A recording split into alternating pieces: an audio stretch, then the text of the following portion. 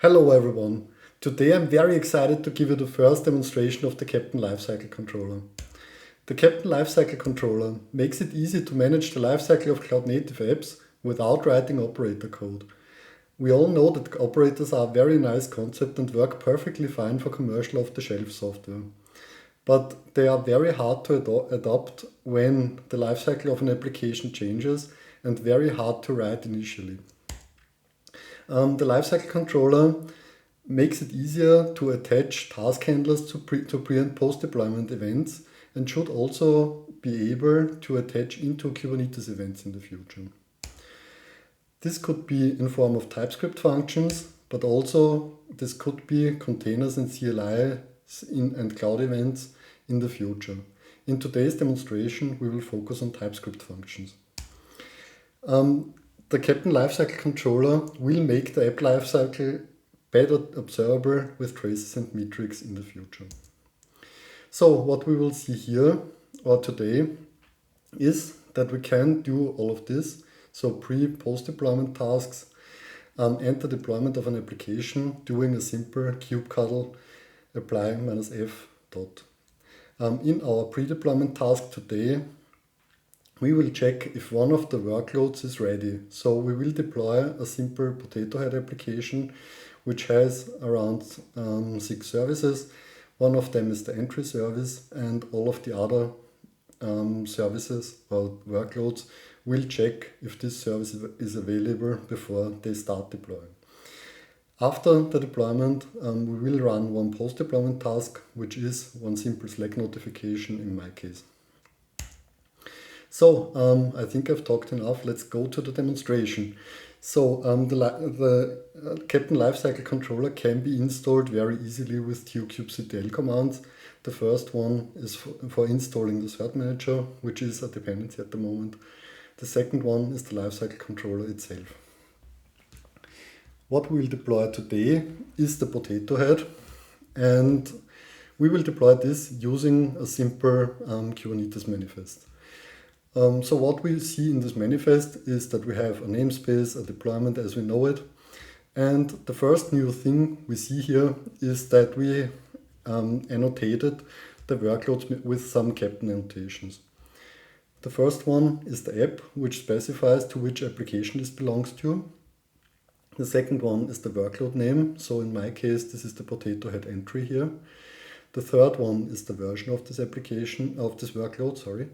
And the fourth one is the post-deployment task, which will be triggered. So this is called post-deployment hello in my case here. For the entry service, we also added an init container to see that, that we can wait until this is deployed with our post-deployment checks. Then we have another few services, such as the potato head service, which is also annotated with another workload name, same version name, but it also has a pre-deployment task, and this is called check entry service in this case, and this will check if the entry service is reachable before the head service gets deployed.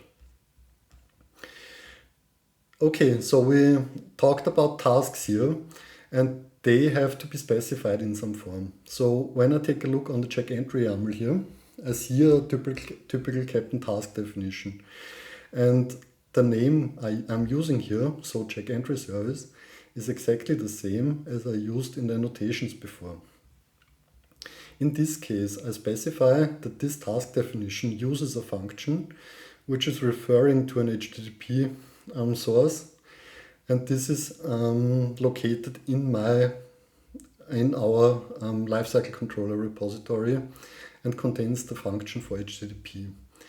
Furthermore, we pass over one parameter to this function, which is the URL we want to check. And if we take a closer look on this function, we see that this is a simple TypeScript function in a Dino runtime, which gets data from an environment variable which is called data. So this is the thing we did here in our parameter, we specified here in our parameters. And in the end, we simply try to fetch the URL we got here. And until this is not finished successfully, we will always exit with an error which will cause the pod to restart. Okay, so these and for the post-deployment task, we do a simple Slack notification. And one thing which is different to the pre-deployment task before is that we specify our function inline in this case. So you can also add your TypeScript code in the custom resource definition, and the Keptn Lifecycle controller will also execute this one. Okay, so I think we have everything we need, so we can try to execute all of this. So what you see in my shell screen here is on the right upper side the pods which get created. So at the moment the namespace is empty, and in the lower part of the window we see the Keptn workload instances, so the version of one workload which are currently deployed and in which state they are. In the directory I am at the moment, there are all of the files you saw in the repository before. One file is new here, this is the Slack secret file, and this specifies where the webhook and the things which should be sent to the Slack channel afterwards. So let's simply apply this.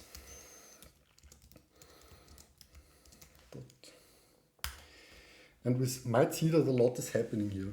So on the right upper side, we see that one container is initializing. This is the entry service as we specified, and this will wait for around 30 seconds.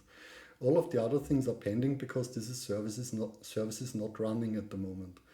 What we see on the upper part of this is these are the pre-deployment checks which are currently erroring because the service is not started at the moment and not reachable.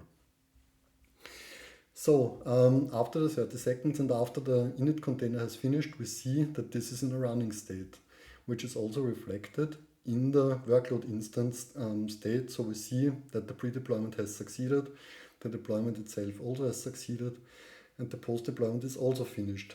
And in the right lower side of the screen, you should see my Slack window where you see that I got a notification that the entry service is deployed.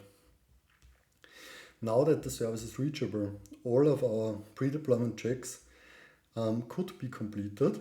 And what we see now is that all of the other pods are also starting now. And now part by part, workload by workload, the other services also succeed. And in the end, as we have no post-deployment tasks for these services, everything is running perfectly fine.